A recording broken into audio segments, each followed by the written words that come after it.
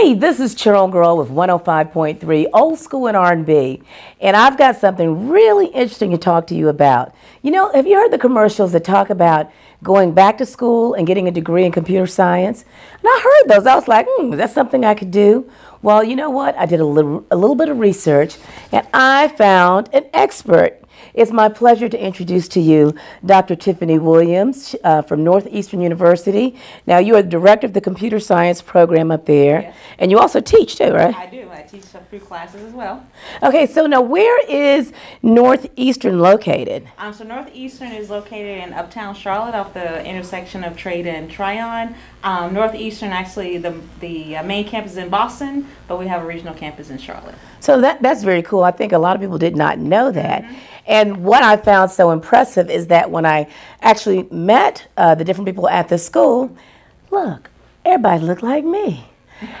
So real talk, I'm keeping it real with you. A lot of times when you look at TV and they're talking about IT, they're saying that there are not enough minorities, there are not enough women, but ta-da! You're like a superstar. Uh-huh. So Dr. Williams, how did you get started in computer science? Mm-hmm. So I didn't know computer science even existed, but I've been working with computers since I was a kid, basically. Mm-hmm. I had my first computer was a Commodore 64, oh, wow. And I loved it, and basically I've just never looked back ever since. So I would say I was really one of the lucky ones that I got involved really early, and my mom she was a big part of me being involved and buying me different computers and things like that, so she was very supportive. She never said, you know, as a woman or as a girl, you can't do this or that, and I think that was really important for my development. I completely agree with you. So now, do you have any other suggestions for what we can do to get our young girls involved? Because, you know, if you look at TV and you see the commercials, you see all these young men gathered and coding, and when you watch movies, they're all in packs and with their computers on their lap. And I want to see somebody that looks like me. So as a sister, what can I do right now to say to my niece who's 13 years old, you know, to get her encouraged? Because now you were actually interested, but I want to push her in that direction. Yeah. So I think there's a few things you can do. So ultimately, computer science isn't just about coding. So computer science is about solving problems. So if your daughter loves solving puzzles, whether that's crossword puzzles, Sudoku, any of those kind of things, those are all pathways to get into computer science. If they like science, they like math, all of those are different pathways. So we don't have to think like the only way to get there is by getting them on a computer and coding. But if they love solving problems, or you can get them interested in that, that means that they can develop, if they're interested in coding. It's interesting, I personally wouldn't want someone to be involved in something that they don't have an interest in.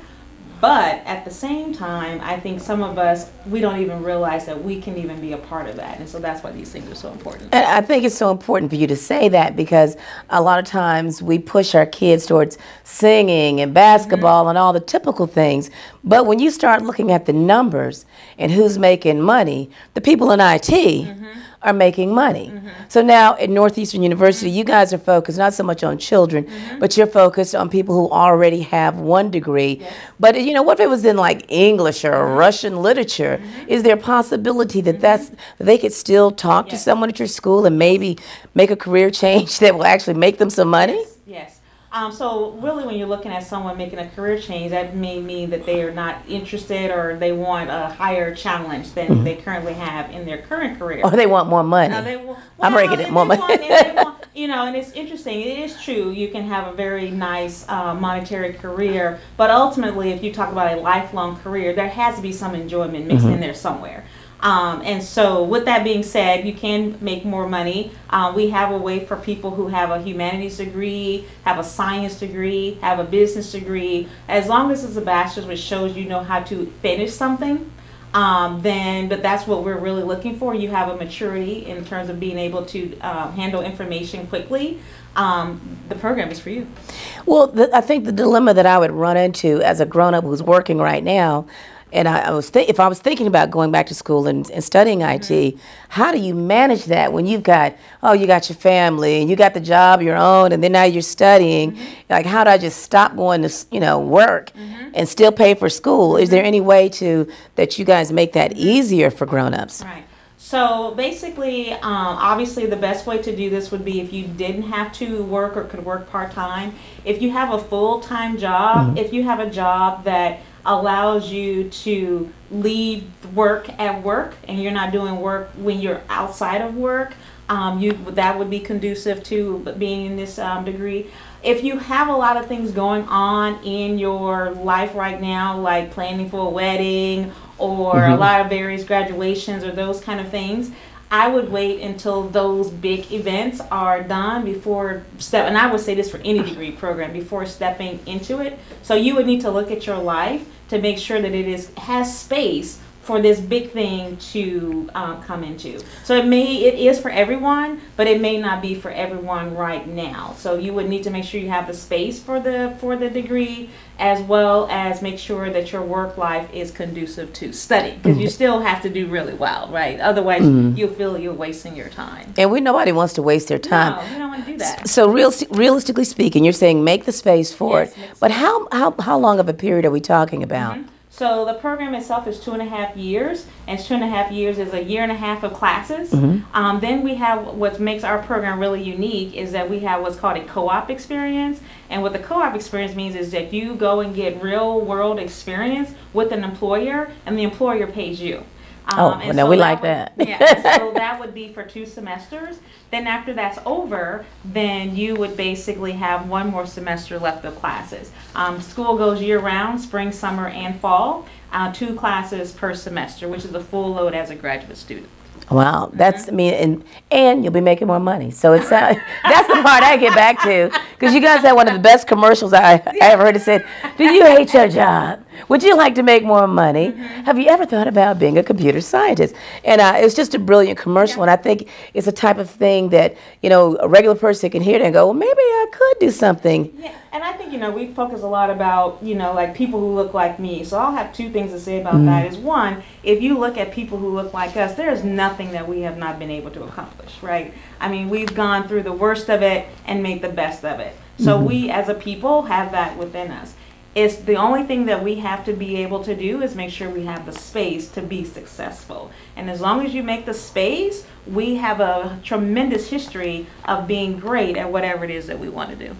Well, amen to that. Amen to that. So now, did you go straight from undergrad? You were always in computer science? I was always in computer science. I was one of the lucky ones where I knew what I liked, and I just went all the way through to my PhD. But I've also taught people. I probably have taught over 1,000 people how to program. Oh, wow. So before coming to Northeastern, I was a professor at Texas A&M for 12 years. And I taught people there how to program who were not computer science majors. And one of the things that I saw was that people come in with a lot of anxiety, but once and so ultimately my job is just to make you comfortable and just to get you to where you're like, oh, okay, I like this and I want to explore it more. Once you get to that phase, it's pretty limitless. See, and that sounds great to me. So as a person who studied communications and should have studied computer science. No, you studied what you're supposed to study. So, but I had this dream in my head that, hey, I could go back and get a degree in IT, and then I could, first of all, make more money and have job satisfaction and travel all over the world. Because, you tell me, I understand there's openings all over for people who have backgrounds in IT. Yes. So I think there's the traveling part, but I think for me, what I like the most about having this career in high technology is flexibility. So that is that not only options in terms of where to work, but in terms of a city, but also where to work in terms of a place, whether that's at home, whether that's in the office, whether that's in the coffee shop. The point is that there's this level of flexibility that I think is for me is pretty priceless. And so that would be, if I were to ever think about another career, it would be very difficult for me to give up my flexibility. See, that's nice. Someone run down the list. You're making more money. You're happy about your job, and then you're your own boss and control where you are. Jobs. I mean, I would say that certain jobs, you'll have a little bit more flexibility now, but in general. But you can work from home or the coffee shop or the office. It just depends. Yes. And I think all of that flexibility comes because there is such a shortage of people with these skills. And so as a result, right, employers, when they do find people who have these skills, they're willing to make some arrangements so that they can hang on to this very special talent. So my job is to get that information out there. And Northeastern had done something very cool. They did a computer science day party. I'm like, I don't know what that's going to be. But we had a ball, and people got great information. We literally had everybody downtown dancing and signing up and, you know, taking their education forward. And so one of the things I want to ask you, that was such a unique way to approach getting educational information out there. What are some of the things that you guys are working on at the school to kind of get into more diverse communities to get this information out there? Yeah, so I think one of the myths, right, and so I think people know about computer science in terms of like the possibilities and the financial resources and all those things, but I think what holds people back will be like, oh, I'm not good in math, or they think they're not good in math. But then the bigger thing I think is, oh, I don't want to be in a cubicle all day by myself, right? So there's this whole part of high tech that is people thinking is antisocial.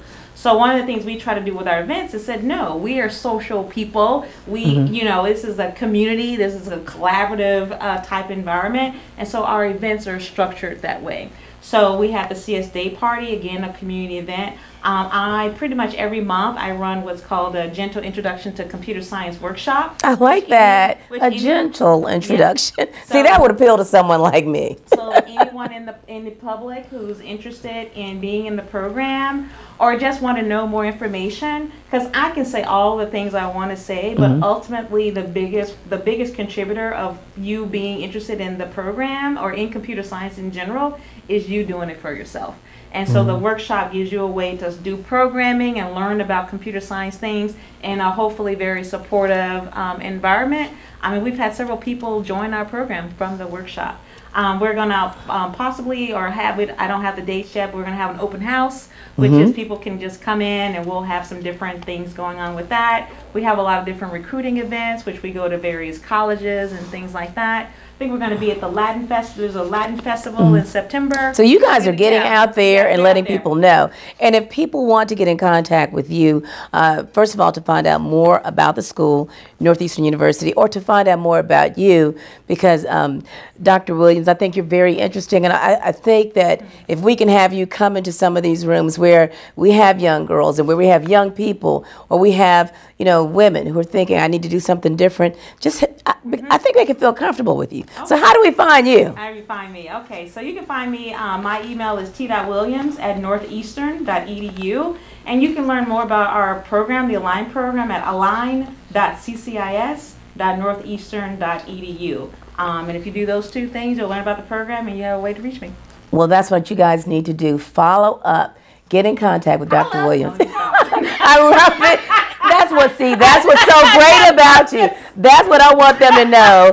Like that, this is the computer scientist over here. I'm silly though, I'm silly. And she's living a good life, and you can have the same thing, and she can help you do it, give you that sort of inside scoop on it. So thank you, I appreciate you. Yeah, it's been a pleasure. So, all right, anything else? Once again, if you want to find out more, follow up with her. And if you like this, and you want us to do more things about computer science and about careers, make sure that you just hit us up here and let us know at 1053rnb.com. I'm Chirl Patterson. Thank you so much for your time. Thank you, Doctor. Okay.